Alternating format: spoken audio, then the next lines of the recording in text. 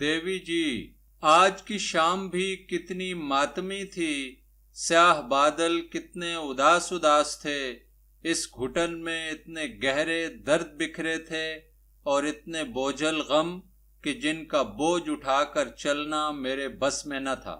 اگر خدا آسمانوں پر ہے تو یقین کرو آج کی شام ہم ایسے لوگوں کے لیے سسکیاں لے رہا ہوگا۔ یہ سارا بوجھ اٹھائے میں کوئی 7 بجے تک وحدت روڈ والے موڑ پر کھڑا رہا۔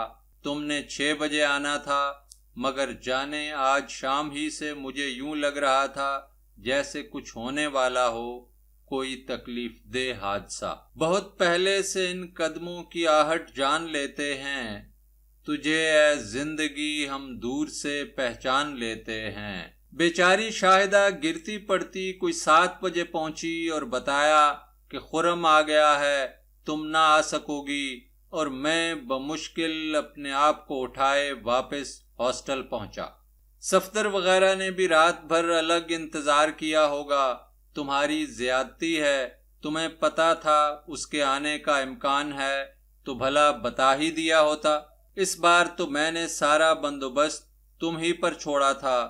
اب کس قدر بدمزگی ہوئی، اور پھر جب تک وہ شخص یہاں رہے گا ایک ہی جواب دو گی، وہ دن میں 3 بار چکر لگاتا ہے۔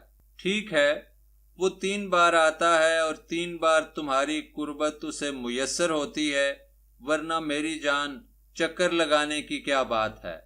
ہم تمہارے آگے پیچھے دن میں کوئی 100 بار پھرتے ہوں گے۔ تم پھر کہو گی میں حقیقت سے گھبراتا ہوں۔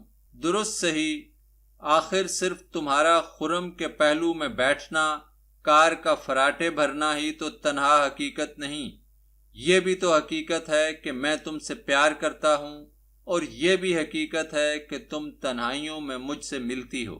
اس بڑے آدمی کو کہو نا یہ حقیقت بھی تسلیم کرے، پھر پتہ چلے گا ہم میں سے حقیقتوں کو کون زیادہ پہچانتا ہے۔ وہ پہلے ہی لمحے تمہیں کار سے اتار کر چل دے گا، کبھی خودکشی نہ کرے گا، مجھے بھی قتل نہ کرے گا، تمہیں بھی بھلا دے گا۔ یہ بڑے لوگ اس معاملے میں بزدلی کی حد تک فراغ دل ہوتے ہیں، انہیں صرف اپنی خواہشوں سے پیار ہوتا ہے۔ کبھی میری یہ بات آزما لینا، تمہیں پتہ چل جائے گا۔ ان لوگوں کی حقیقت میرے سگریٹ کے چھوڑے ہوئے کچ سے بھی کم ہے۔ جن 2 افسروں کے درمیان تم پھنسی پڑی ہو، ان کی پہلی اور آخری خوبی افسری کے سوا اور کیا ہے؟ اس سے ذرا ہٹ کر سوچو تو ایک اس لیے منگیتر ہے کہ اتفاق سے تمہارے خاندان میں پیدا ہوا، دوسرا اس لیے دل کے اندر ہے کہ وہ مجھ سے چند ماہ پہلے تم سے ملا تھا۔ یہ دونوں محض حادثے ہیں، بالکل اسی طرح جیسے تم مجھے اچھی لگتی ہو۔ کیا مجھے اس بات کی سزا ملنی چاہیے کہ میں اتفاق سے تمہارے خاندان میں پیدا نہ ہو سکا، یا پھر تم سے پہلے کیوں نہ مل سکا؟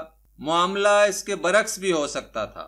اگر خرم میری جگہ ہوتا تو شاید وہ بیچارہ یہ کچھ لکھ رہا ہوتا، اور پھر یہ سارے حسین اتفاق افسروں ہی کے مقدر میں کیوں ہیں؟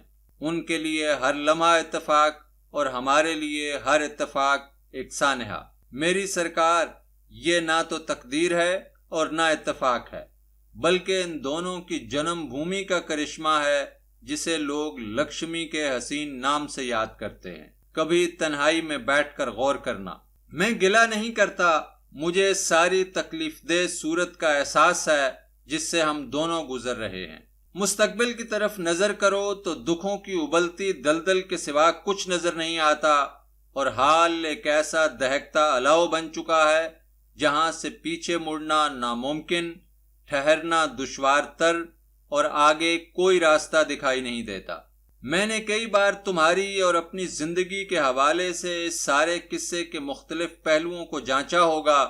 مجھے تو یہ کوئی انوکھی سٹوری دکھائی پڑتی ہے جسے سلجھانا شاید میرے بس میں نہیں ہے۔ تمہاری زندگی کے فسانے میں میجر صاحب کا رول ولن کا سا ہے، روایتی ولن جو اتفاق سے کزن بھی ہوا کرتا ہے۔ اس امیر کزن کے ساتھ ہیروئن کا رشتہ طے ہو جاتا ہے۔ ہیروئن اس وقت 8ویں 9ویں جماعت میں تھی، ناسمجھ اور بھولی بھالی سی۔ جوں جوں وہ جوان ہوتی ہے، کسی نامعلوم گھٹن کے احساس میں گرتی چلی جاتی ہے۔ اپنے منگیتر کو وہ کچھ زیادہ پسند نہیں کرتی، یونیورسٹی میں اس کے پیچھے کئی لڑکے پڑھتے ہیں اور ان میں سے ایک جو کسی باہر کے ملک سے آیا ہے اس کے خاصے قریب آ جاتا ہے، مگر اسی دوران ایک دوسرا امیر زادہ فلمی ہیرو کی طرح نمودار ہوتا ہے۔ ایک شام ہیرو اسے فون کرتا ہے اور انتہائی دکھ بھرے انداز میں اس کی منگنی والی خبر کی تصدیق چاہتا ہے، اور پھر دوسری صبح وہ شیو بڑھائے، بال بکھرائے اور منہ پھلائے روایتی ہیرو کی طرح کار کے ریکارڈ پلیئر پر غم کی موسیقی بجاتا ہوا ہیروئن کے طواف لینا شروع کر دیتا ہے۔ ہیروئن بھی اس کی جانب متوجہ ہوتی ہے اور آخر ایک رات فیصلہ کر لیتی ہے کہ جب تک وہ یونیورسٹی میں ہے ہیرو سے ربط الفت بڑھانے میں کوئی حرج نہیں۔ شادی کو ابھی 2 سال پڑے ہیں اور یوں بھی منگیتر کو خاص پسند بھی نہیں کرتی۔ سلسلہ چل نکلتا ہے جو بعد میں سنجیدگی اختیار کر لیتا ہے۔ یہاں تک تو سٹوری بہت واضح ہے کہ ایک افسر کی بیٹی ایک افسر کو پسند کر رہی ہے اور دوسرے افسر سے جان چھڑانا چاہتی ہے۔ گھر والے تھوڑا بہت شور مچا کر مان ہی جائیں گے اور اختتام میں ہیرو ہیروئن کی شادی پر ڈراپ سین ہو جائے گا۔ خرم اس افسانے کا روایتی ہیرو ہے، لیکن اسی دوران ہیروئن یونیورسٹی کی سیاست میں دلچسپی لیتی ہے۔ ایک غریب مگر خاصا عجیب و غریب سا لڑکا جو اپنے حلیے سے عیسیٰ لگتا ہے ہیروئن کو پسند کرنے لگتا ہے۔ کچھ عرصہ بعد ہیروئن بھی اس کی جانب کھینچ جاتی ہے، دونوں ملنا شروع کر دیتے ہیں۔ یہ تیسرا آدمی اگرچہ اچھا خاصا کرخت ہے مگر بہت خلوص سے زندہ رہا ہے۔